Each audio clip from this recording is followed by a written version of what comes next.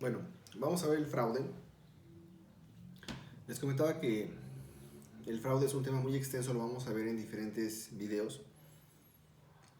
Y bueno, concretamente, en el artículo 402 del Código Penal se encuentra lo que es este delito. Dice, comete el delito de fraude al que engañando a uno o aprovechándose en el error que éste se encuentre, se hace ilícitamente de alguna cosa o alcanza un lucro indebido.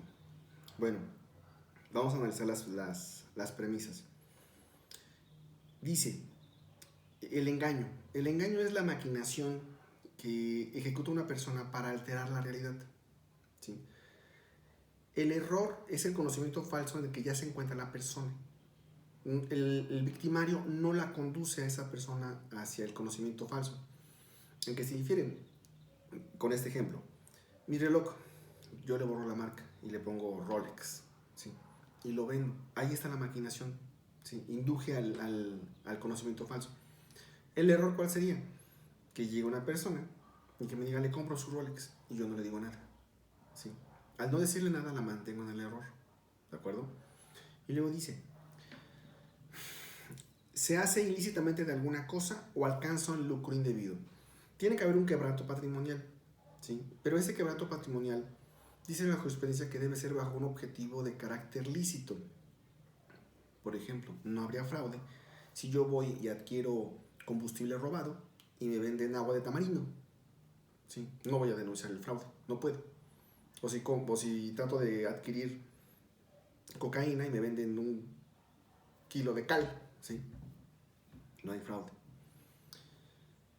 Sí se debe de distinguir porque hay personas que llegan a denunciar e inclusive hasta se atreven a darle algún tipo de seguimiento, como a las personas que ofrecen X cantidad de dinero para que les hacen una plaza de maestros, ¿sí? Que es muy común que llegue, eso está prohibido, ¿sí? No hay fraude como tal. Bien, ahora, la propia, la propia jurisprudencia hace distinción de que hay fraudes puros, que son aquellos que hay engaño o error y quebranto patrimonial, y hay los que son espurios, les dice la jurisprudencia, que son aquellos que puede que no haya engaño, puede que no haya quebranto, pero se les considera fraude. Lo vamos a ver más adelante. Ahora, el 403 nos hace mención de cómo está tabulada las sanciones, que tiene el mismo problema de los delitos patrimoniales. Tabula, ¿sí? Está ya tasado. La máxima dice de 7 a 10 años si el valor de lo defraudado excede de 1000 días, ¿sí? Entonces, mmm, yo recuerdo que hubo un fraude en el que señalaron a la directora de la directora contable de una institución pública, hace como 20 años, defraudó creo que 12 o 14 millones de pesos. Entonces le denuncian, la procesan, la detienen y le hacen el ofrecimiento antes de que le dictaran sentencia. Devuelve el dinero y se otorga el perdón. No quiso, no devolvió el dinero. Al final logró, con los debidos recursos legales, que le establecieran 7 años de prisión. ¿Sí? Y no devolvió el dinero. ¿Sí? Se quedó con los 14 millones de pesos. Bueno, ahorita ya estará en libertad, me supongo. Pero bueno. Ahora bien, en el 404 están antes se les denominaban fraudes específicos. Son quizás llamados así porque ponen en concreto el supuesto, ¿sí? Pero bueno, hay algunas jurisprudencias que dicen que no se les debe de denominar así. Por tradición, denominémoslo de esa manera. Dice la fracción primera del 404, vamos a ver cada uno de ellos. Dice, al que obtenga dinero, valores o cualquier otra cosa, porque a veces puede ser especie, ofreciéndose encargarse de la defensa de un procesado o de un reo, o de la dirección o patrocinio de un asunto civil o administrativo, si no efectúa aquella o no realiza esta, sea porque no se haga cargo legalmente de la misma o porque renuncie o abandone el negocio o la causa sin motivo justificado. Tiene más enfoque hacia los abogados, pero también no tiene que ser un profesionista del derecho titulado, no lo pide el código, ¿sí? Puede ser un pasante o un estudiante. Dice entonces, al que obtenga dinero, tiene que haber un quebranto patrimonial, ¿sí? No necesariamente tiene que haber una intención de engaño, porque dice, ofrece encargarse y no hace nada, puede ser por descuido a lo mejor, ¿no? Aquí lo que la ley obliga es que tienes que hacer una gestión si cobraste. Esa gestión se entiende que debe ser algo más allá, no solamente pedir copias, porque muchos dicen, yo pedí copias, no incurres, no, si incurres. ¿Sí? No puedes simplemente limitarte a eso. ¿Por qué se llama defensa de un procesado en la ley penal? O patrocinio si es civil, familiar, mercantil y demás, ¿no? Lógicamente, dice acá, o porque renuncie o abandone el negocio o la causa sin motivo justificado. No puedes renunciar ni abandonar el patrocinio o la defensa sin causa justificada. Cuando uno deja un encargo no lo puedes dejar así porque si tienes que anunciarlo, tienes que expresarlo, ¿sí? ¿Cuál es la causa por excelencia que se manifiesta en los escritos cuando dejamos un patrocinio de defensa? Se dice, se me tenga renunciando al cargo conferido, toda vez que mi cliente no me ha proporcionado los medios necesarios para continuar con el asunto. Y ya, porque si no lo expresas, si no expresas la causa que sea, incurres en este delito, ¿sí?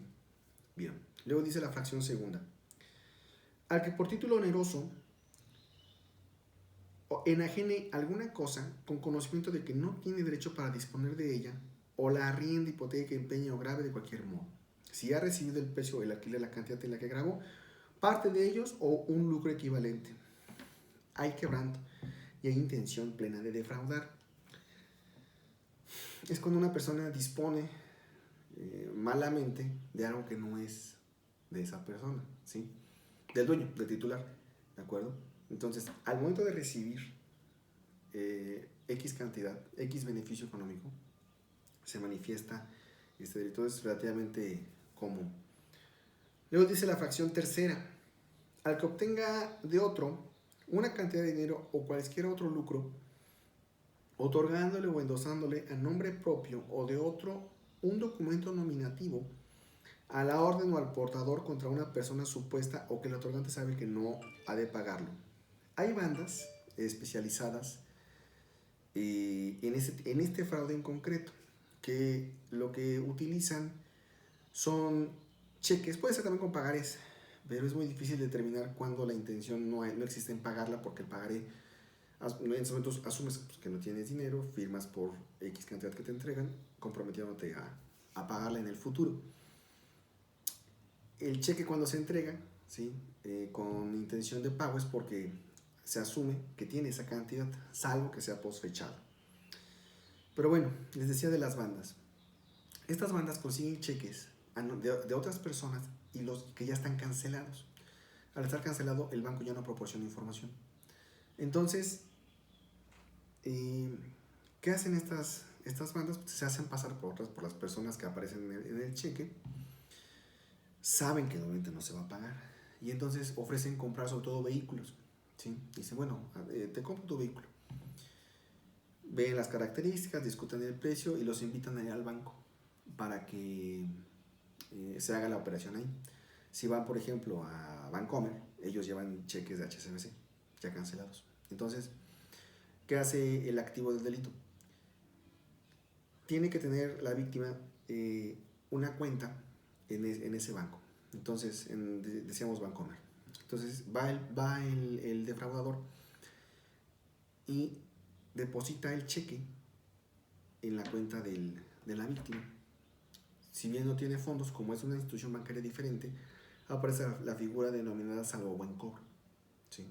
Que eso significa que se tiene por pagado hasta que se verifique que tiene fondos. ¿Quién verifica los fondos? La Cámara de Compensación. El banco lo que hace es que si recibe un cheque de otra institución, lo envía a la Cámara de Compensación dentro de las 24 horas siguientes y ya después la Cámara de Compensación verifica si tiene fondos y aparecen proyectados. Pero en vía de mientras generan la ficha, ¿sí? A veces dice salvo buen cobro, a veces solamente dice SBC, ¿sí? Pero si la persona, la víctima, no sabe qué es SBC o salvo buen cobro, toma la ficha, verifica sus datos, es su nombre, es la cantidad, es el número de cuenta, se lo entrega inclusive a veces la cajera de la ventanilla, ¿sí? ¿Y qué hace la víctima? Entrega llaves, factura, tarjeta de circulación y se lleva el vehículo, ¿sí? Hay varios videos de YouTube donde hacen testimonio de esta situación, lamentablemente, ¿no? Cuando la víctima se da cuenta, ¿sí? ¿Qué sucede? Y dice, no, hasta que esté firme. Y lo que hace el victimario, pues trata de insistir, pero sin ponerse agresivo a final de cuentas. Bueno, este sí es un claro ejemplo, ¿no? de este tipo de fraudes. Hay veces que las personas, les decía yo que, un ejemplo, yo soy el titular de la cuenta, yo tengo mi cheque, sé que no tiene fondos y lo pongo post fechado, porque espero que en dicha fecha, en el futuro, cuente con fondos. Lógicamente, dice la ley mercantil que el cheque es pagadero a la vista, o sea, no importa que diga la fecha que diga, yo lo presento y me lo tienen que pagar si tiene fondos, ¿sí? Si no tiene fondos, me van a poner un sello donde digo, no, tiene fondos. Pero la persona que lo intenta cobrar no me puede denunciar por fraude, porque está percibido de que como es cobrable con otra fecha en el futuro, ¿sí? Pues debió haberse esperado como tal. Sí, siempre con los cheques y los pagarés tiende a ser un poco difícil, tiene cierta dificultad el intentar el cobro. Bien, luego dice la fracción cuarta. Al que se haga servir alguna cosa o admita un servicio en cualquier establecimiento comercial y no pague su importe. Para los que no lo sepan, pero bueno, vamos a decirlo de esta manera rápida, los tacos corridos, ¿sí? Yo llego a un establecimiento de alimentos, pido que me sirvan de comer, y los tacos corridos te los comes y te echas a correr, ¿no? No los pagas, ¿sí? El código hace mención que no lo tienes que consumir. O sea, tú pides el servicio y no lo pagas. Puede ser que no te diste cuenta y no lo pagas. Ya configuraste en la especie el delito. Hay personas que, bueno, van, se abastecen de gasolina, ¿sí? Y en el momento de distracción del encargado, se escapan, ¿de acuerdo? Puede ser cualquier tipo de establecimiento, repito, ¿no? Pero el ejemplo tradicional por excelencia es los establecimientos de comida, ¿sí? Se asume que si tú vas a comer a un lugar, pues tú sabes que llevas determinada cantidad de dinero para pagar, ¿de acuerdo? No te van a poner a lavar platos, o sea, simplemente te detienen y pues, la reparación del daño, ¿no? Como tal. Bueno, hasta aquí la fracción cuarta. En el siguiente video continuamos con las siguientes fracciones para no hacerlo, como les comentaba, tan cansado.